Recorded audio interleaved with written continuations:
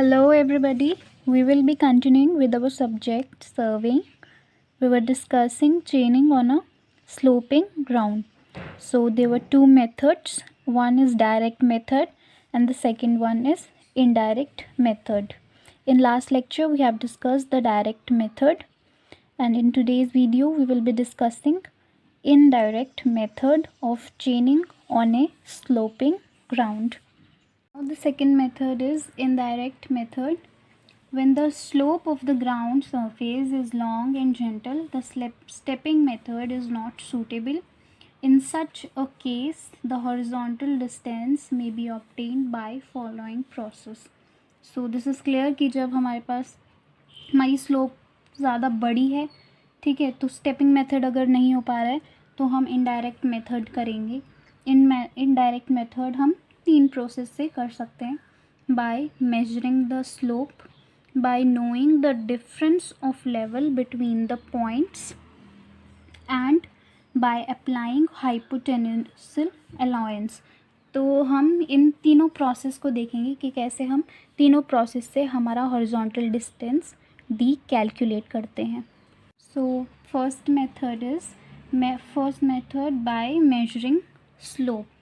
Okay, so हमारा suppose ये slope था, हमने इसे दो डिफरेंट, मतलब इसमें तो आप दो देख पा रहे हैं, पर वैसे हम डिफरेंट सेक्शंस में इस स्लोप को डिवाइड कर रहे हैं.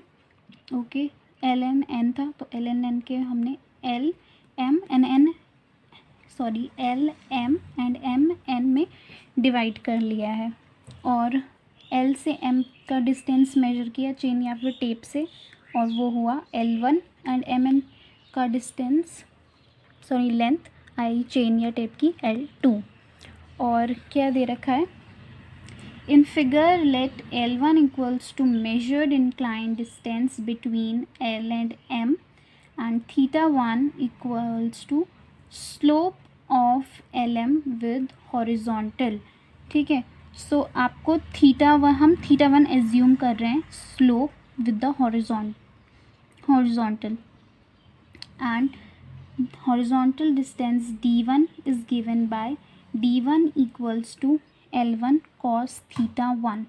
सो अभी हमने जब पहला वाला देखा था डायरेक्ट मेथड, तो डायरेक्ट मेथड में भी हमने डी कैलकुलेट करा था. अब हम डिफरेंट सेक्शंस, मतलब एक एक डिस्टेंस के लिए डी कैलकुलेट कर रहे हैं. तो इस डी की वैल्यू क्या हो गई है L1 cos θ1. L1 cos θ1 कैसे हुआ ये, सपोज़ हमारे पास ये तो हाइपोटेन्यूस होता है, आपको पता है, एंड दिस इज़ बेस. हमारे पास क्या होता है, साइन होता है, कॉस होता है और टैन होता है.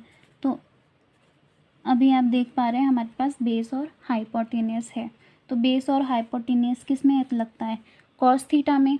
तो कॉस थीटा क्या होता है, base upon hypotenuse. What is hypotenuse? Hypotenuse is L1. So we can say L1 cos theta equals to D1. तो हमें इस D1 की तो वैल्यू चाहिए, हमें यही तो हॉरिजॉन्टल डिस्टेंस चाहिए. तो इस D1 की वैल्यू आ गई L1 cos θ1.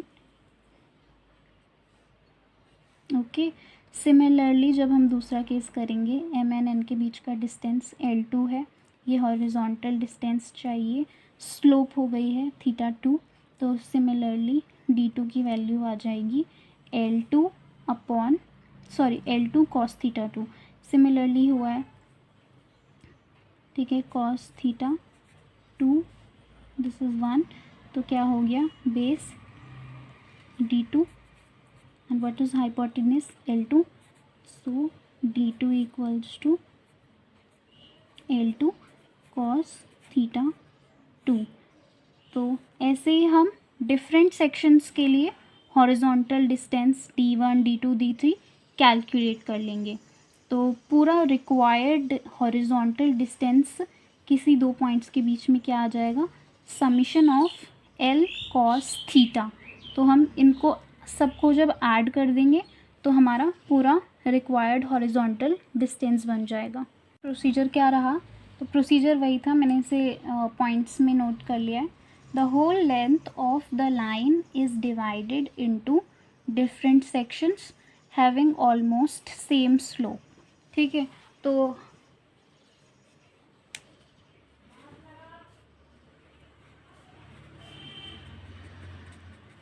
सपोज ये हमारी स्लोप हुई, ठीक है, तो स्लोप को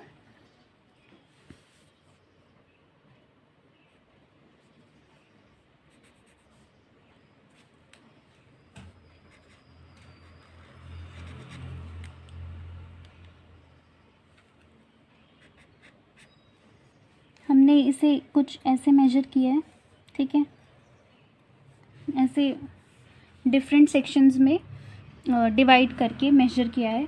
तो जब ये बोल रहा है कि हैविंग ऑलमोस्ट सेम स्लोप, तो इस स्लोप को कैसे मेजर किया, मैंने वहाँ पे बोला था कि इसे θ1 एज्यूम करो, θ2 एज्यूम करो। वो θ1 θ2 कैसे आया है, उस θ1 θ2 को हम किससे मेजर कर सकते हैं, हम उसे थियोडोलाइट से भी मेजर कर सकते हैं, हम उसे क्लिनोमीटर की हेल्प से भी मेजर कर सकते हैं।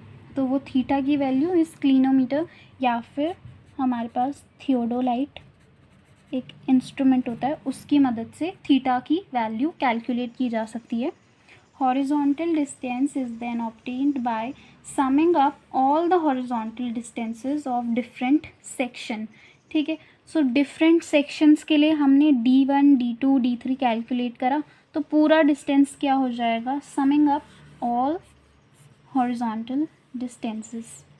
So I hope this is clear. The slope of the lines can be measured with the help of, so ये तो मैंने बोल ही चुकी हूँ। Let's see अब second method क्या है। Second method by knowing difference in level, तो हम कैसे कैलकुलेट कर लेंगे, D कैसे कैलकुलेट करेंगे। Sometimes instead of measuring the angle theta, the difference in the level between the points is measured with the help of a leveling instrument. So first method में हमने theta calculate कर लिया था। अब suppose हम किसी भी रीज़न की वजह से ये थीटा स्लोप मतलब कैलकुलेट नहीं कर पा रहे हैं, तो उस टाइम पे हम क्या कर सकते हैं, दोनों पॉइंट्स के बीच का डिफरेंस निकाल सकते हैं, डिफरेंस इन लेवल निकाल सकते हैं। वो किससे करेंगे, हम लेवलिंग इंस्ट्रूमेंट की हेल्प से। नाउ सपोज़ ये दो पॉइंट्स थे, ठीक है, इन दोनों पॉइंट्स के डिफरेंस चाहिए लेवल का। तो अभी आपको पता नहीं है कि लेवल क्या होता है, लेवलिंग इंस्ट्रूमेंट क्या होता है, इन्हें आगे के लेवलिंग में हम इसे ब्रीफली डिस्कस करेंगे। अभी आपको बस इतना देखना है कि ये दो पॉइंट्स थे, इनके बीच का डिफरेंस इन लेवल कैसे आएगा। बी कितनी हाइट पे है, एच हाइट पे है, ओके, सपोज़ ये डेटम है, इस कितनी हाइट पे है, एच हाइट पे, और ए की हाइट क्या है, बस 0 मान के चलिए। तो डिफरेंस इन लेवल क्या आ जाएगा, ए और बी के बीच h - 0 h। In figure let L be the measured sloping distance, this is the measured sloping distance, हमें इसे L मानना है, and the difference of elevation between A and B, B is at the height of H and A is at height of 0, so H बन गया इन दोनों के बीच का difference. तो अब हमें क्या चाहिए, ये हॉरिजॉन्टल डिस्टेंस AB, हम इस horizontal distance AB which means D, हमें इस D की वैल्यू चाहिए। तो इस D की वैल्यू हम पाइथागोरस थ्योरम से डिटरमाइन कर लेंगे। सो पाइथागोरस थ्योरम तो आपको पता है, हाइपोटेनस का square equals to perpendicular square plus base का स्क्वायर। ओके, सो हमारे पास हाइपोटेनस क्या है, L, L का स्क्वायर इक्वल्स टू परपेंडिकुलर क्या है, H, H का स्क्वायर प्लस बेस। ठीक है, बेस क्या है, base is AB, so L square minus H square equals to AB square, that is under root L square minus H square equals to AB. So this is the horizontal distance, तो हमने level, difference in level की मदद से A और B, that is horizontal distance, तो हमने उसे calculate कर लिया है. So let's see the third method. Third method by applying hypotenusal allowance. Suppose ये हमारी स्लोप है, हमें क्या डिटरमाइन करना है, हमें ये डिस्टेंस, हॉरिजॉन्टल डिस्टेंस डिटरमाइन करना है. इस केस में हमने क्या किया, हमने एक चीज़ फिक्स कर दी है, वो है ये d equals to 1 chain length, और इस केस में डायरेक्शन ऑफ सर्वे भी उल्टा होगा.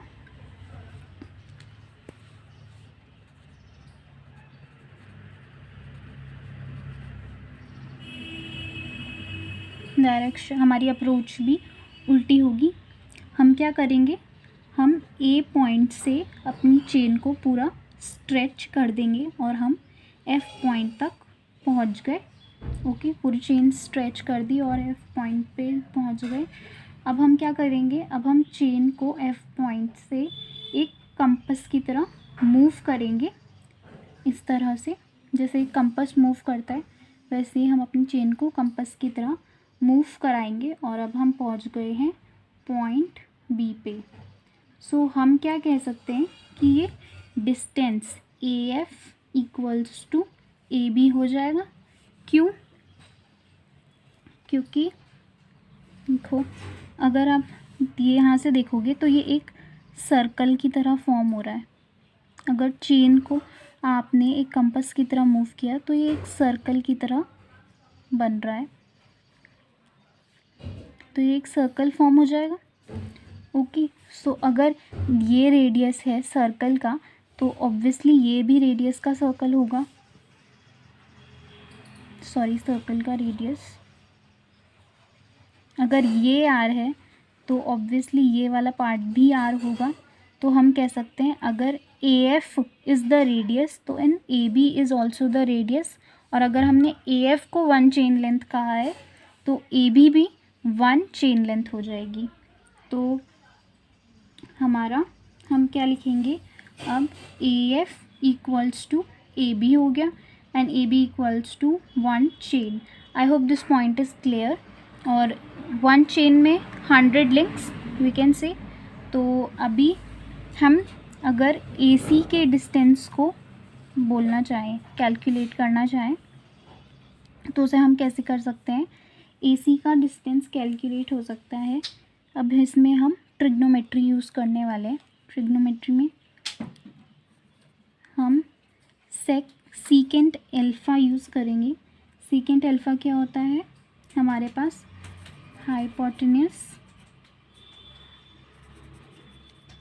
Upon base.